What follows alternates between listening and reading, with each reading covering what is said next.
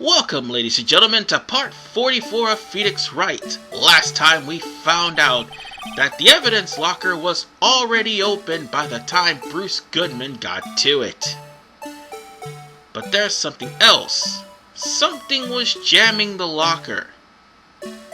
As a matter of fact, as we first viewed this video, you saw something was indeed jamming the locker that was at the very front of the building. Of the evidence room, sorry. But then something ends up being jammed in the locker room that already has the green light. So now we're gonna have to actually show the court what exactly that was, and I'm pretty sure it's obvious what it is. I mean, it was on the evidence tape, and I'm not just talking about the video, I meant the actual crime scene tape where it's blocked off because it was being used for evidence in a trial, and also it was in the evidence locker itself. Thing is, how did it get to the evidence locker without it frying and malfunctioning? That's the big question. And unfortunately, neither Phoenix has the answer for it, neither does the judge. But Emma does. And Emma practically had found out exactly what is jammed. Well, at least she knows, or at least she's trying to figure it out.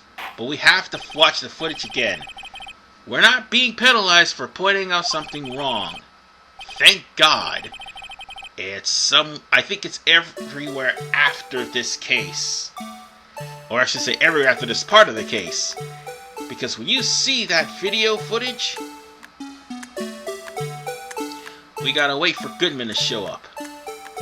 And when it comes back to the left, take that! Right there, you freeze it, you grab that footage of the glove falling off, and then afterwards you present it. But I am gonna say this though. If you by any chance press anywhere around the glove, it's probably going to be wrong. That's how super sensitive it is. I unfortunately found that out the hard way, the last part. Talk about robbery, but at least it's not a penalty, as opposed to the latter part of this trial, where it actually is going to be a penalty. So we have to make sure that we get through all of the contradictions and make sure Meekins doesn't go to the chair. Or at least get in prison for life. So, we had to point out that this has been inserted. But the question is, what is it? And that's where that rubber glove comes in. The rubber glove that was found right next to all the blood that was there. And we'll have to reveal it, and we'll also be able to move on. I mean, it's kind of obvious as of now exactly what it is. So, after we find this glove, we just gotta find one question. Who exactly that glove belongs to, and more importantly, why was it jammed in the locker to begin with? And that is something we're going to have to find throughout the rest of this case. Because it might not be an answer here yet. So for the time being, just go on ahead and show the rubber glove, seeing as how it's the perfect insulator. And that glove fell completely out of the victim's locker. And on top of that has the words SL9 on it. And that's the big issue. The fact that that particular locker has SL9 evidence in it. Now that's something that is absolutely scary. Now for the real question. if Goodman didn't open his locker, what exactly did he do, basically? I mean, he did open his locker, but he wasn't already there. We still need to figure that out. Alright, so we also need to prove that this murder actually is indeed a murder, or not, whichever one comes first.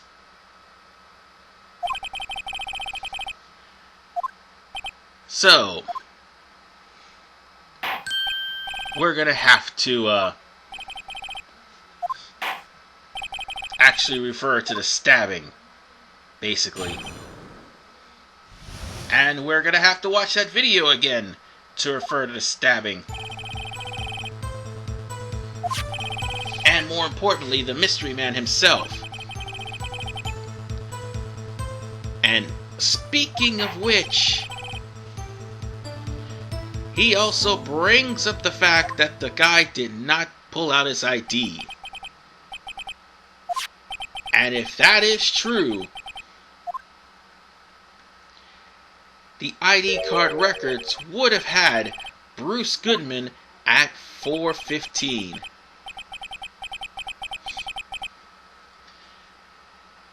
So, while it is indeed the victim's ID, why is it that Bruce Goodman actually opened the evidence room to begin with? And that's something that needs to be brought up too. Because that particular locker, according to this, is something where violent crimes against police, well, at least the evidence for violent crimes against police, is stored. And if I'm not mistaken, SL9 is one of those cases. So now we're going to have to cross-examine him. Here's the thing. We're going to have to use, for those three parts, we're going to have to use for the third, fourth, or fifth, either the missing item report or Goodman's ID for that particular sentence. It doesn't matter which one, because they're both going to be brought up. In fact, the victim's ID is in my possession, as is the missing ID report. And the messed up part is, the ID was found in the underground prosecutor's office. The funny part is, remember part 40 if I'm not mistaken? Yes! Actually no, it's part 37 if I'm not mistaken, because it was around that time where we first met Jake Marshal. Yeah, it's all starting to come together now. Sorry for the stuttering there, and I think the stuttering ruined it, but it's safe to say that our good detective was not in the evidence room. It means somebody else was posing as Bruce Goodman. And somebody just straight up stole Bruce Goodman's ID just to get into the evidence room. It's not hard to put two and two together now, especially when, again, you met Jake Marshal before you found that ID.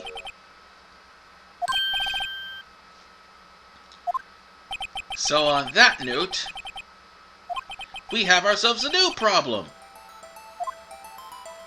All you practically did while proving Meekins innocent was prove that this whole entire murder was an absolute sham. Wait, this whole entire murder was an absolute...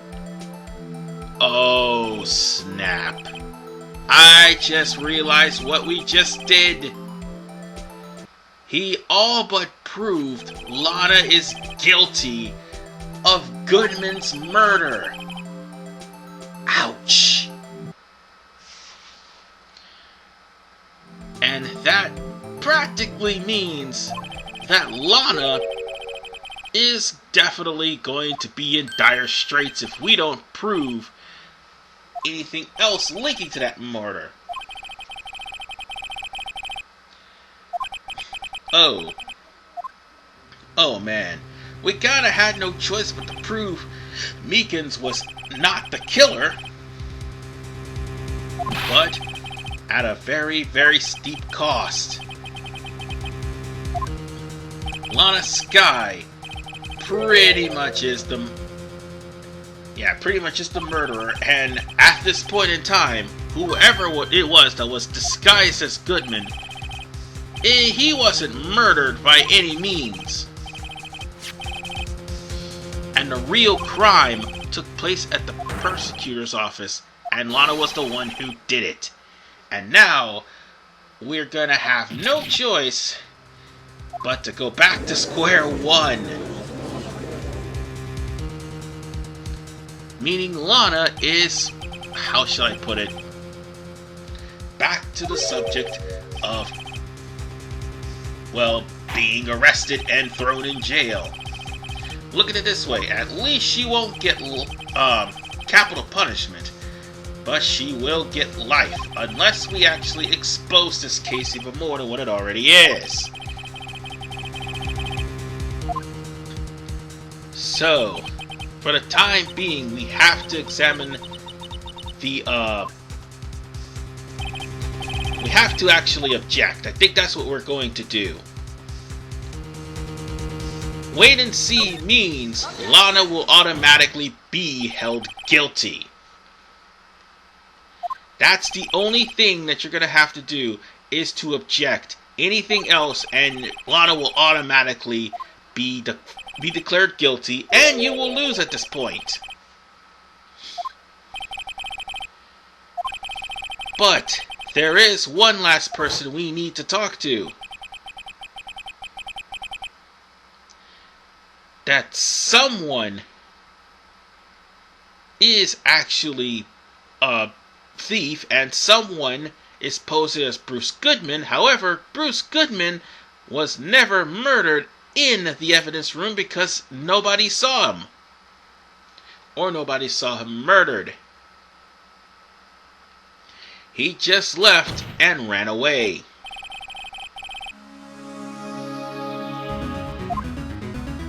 And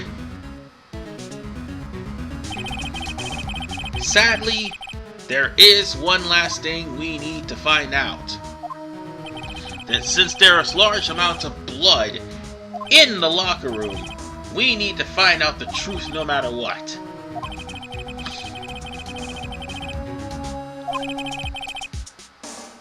And we're gonna have to pull out a witness. Whatever that witness is, that's gonna be the guy that's going to turn this case around. So, we're gonna have to do no choice but to call a certain Cowboy Otaku. Because, again, he was also in charge of the evidence room, number one. Number two, he was in the same vicinity as the ID back when this case first started. And more importantly, he was one of the few people who didn't know how technology worked in the evidence room. So we're gonna have to show off Jake Marshal's profile picture. And it is relevant because he is in charge of the evidence room. Anyone else, that would basically have you to choose again, because Edgeworth was not going to have any of your shit. So on that note, we're going to be on recess, and that will pretty much hold things off for Lana for now. And Jake Marshal is going to be subpoenaed for this latter half of this trial. For the time being, we are in recess, and we did actually buy some time. Enough time to keep Lana from going to the slammer for life, but enough time nonetheless. Well, Lana's about to do something very incredible. And we haven't really figured everything out, but we have figured out that phony murder. And Emma knows that she knows something. But like I said, Lana will be doing something very incredible in order to try to help Phoenix Wright win. Even though she still doesn't trust everybody, she's trying to do everything in her power to actually help this case along. She still has some sort of pull even though she's in prison. Now, here's the thing. Lana was the one that made Detective Gumshoe go into the evidence room and get the case files for SL9. In other words, even though Lana's not incarcerated yet, she's still in prison, but she still has the pull as chief prosecutor. But she had no choice but to use Phoenix's name, because if it was anybody else, she would not have had the results she had. And the whole entire case file is going to be available at least at the beginning of the next half of this trial, and more importantly will be available for the rest of this game. And the SL9 incident files, I've already mentioned about Joe Dark and also the Joe Dark killings. There is one thing I forgot to mention. Emma and Lana are on that list too. Not just Gumshoe, not just Edgeworth, not just Jake Marshal, not just Angel Star, Bruce Goodman, but also Lana and Emma Skye. And also Damon Gant. The Joe Dark killings is a terrible portion of Emma's memory. And sadly, we're going to have to explore the Joe Dark killings later on, because that's going to be brought up later. But whatever the case, we'll be needing that SL9 file later on. But we gotta actually question a certain cowboy as to why he was in the evidence room posing as Bruce Goodman. All that and pretty much more next week on Phoenix Wright Ace Attorney. Although the next 2 episodes are going to be a little bit shorter, I have a warning that the remaining, 8 cases are going to be pretty damn long due to the fact of certain mechanics in the game. So with that said, we only got 10 more episodes left before we finally finish Phoenix Wright. See you guys in part 45 for the first half of the case.